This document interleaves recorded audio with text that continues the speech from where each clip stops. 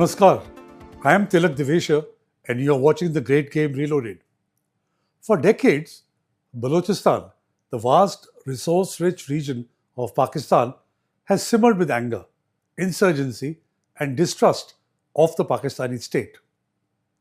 But what we are witnessing today is something qualitatively different. This is not sporadic violence. This is organized warfare. It is a campaign with a name, with phases, and designed to send a message.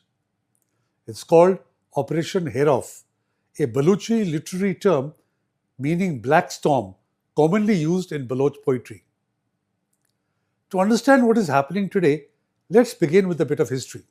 Since 1948, when Pakistan forced the accession of the Khanate of Kalat, as most of Balochistan was then called, every generation of Baloch has broken out in revolt. In 1948, 1958, 1962, 1973-77, and since 2004. They've been convinced that the Punjabi-dominated Pakistani state only wanted to exploit its resources and indulging in massive human rights violations. Each insurgency was suppressed militarily, none resolved politically. The turning point came on 26 August 2006 when Nawab Akbar Bukti was cornered and killed by the army.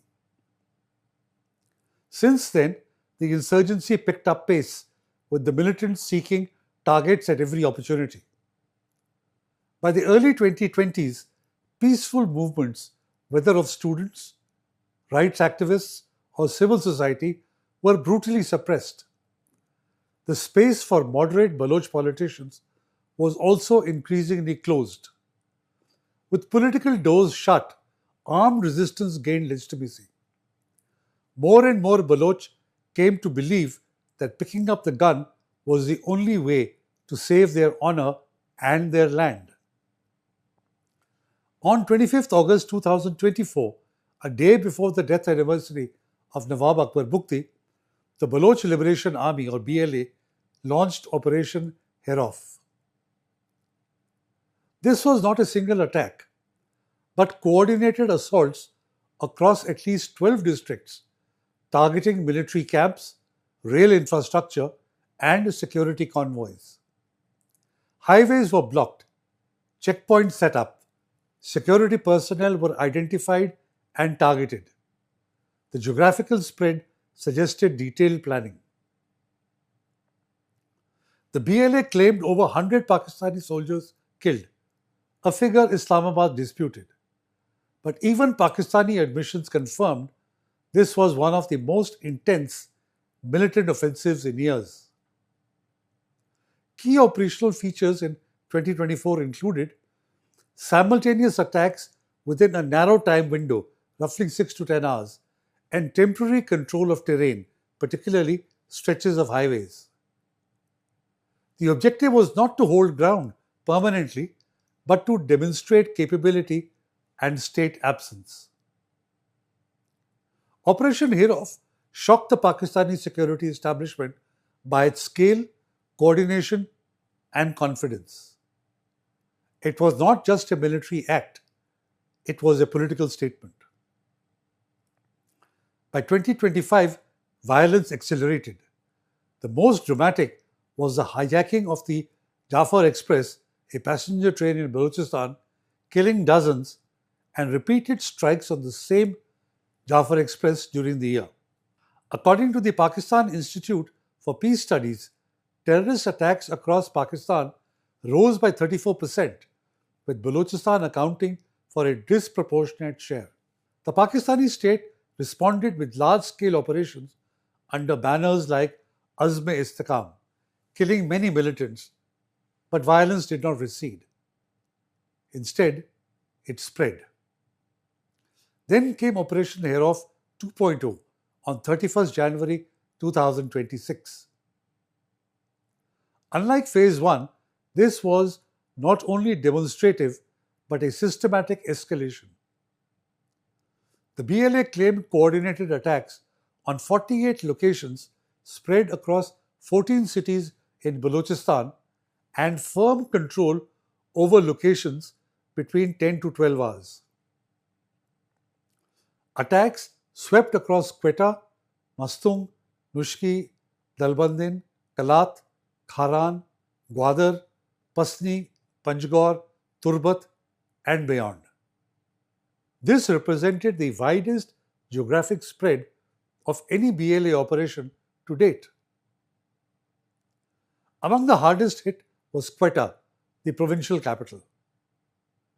Unlike 2024, Herof 2 deliberately expanded targets to include police stations and levies posts, counter-terrorism department facilities, district headquarters, prison breaches, railway tracks and stations, urban installations, not just remote camps. This shift signaled intent to undermine civil administration, not just military presence. Indicative of this was taking the Deputy Commissioner and Assistant Commissioner of Nushki hostages. Herof 2 showed an important tactical evolution: female participation. BLA videos confirmed women fighters in combat roles, not only suicide missions. And it showed civilians fraternizing with militants, taking selfies, hugging them, indicating widespread public support. Yes, civilians taking selfies with militants and hugging them. This has to tell you something about the public support that militants enjoy. According to Pakistani military statements, 92 militants were killed, 15 security personnel, and 18 civilians also died. However, no evidence was given to back the claims, while independent verification was impossible due to internet shutdowns and information blackouts.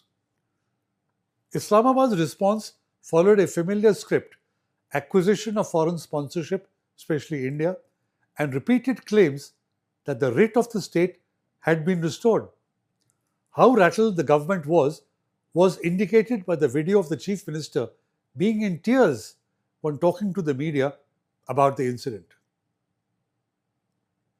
From an operational standpoint, Herof and Herof 2 show that the BLA has built decentralized command and control all over Balochistan, developed cells capable of independent action, and has shifted from low-intensity insurgency to coordinated province-wide operations.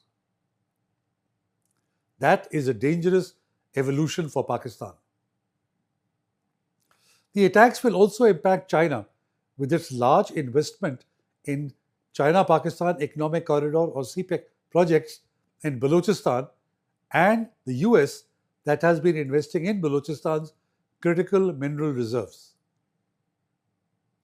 What Pakistan has still not understood is the nature of the insurgency.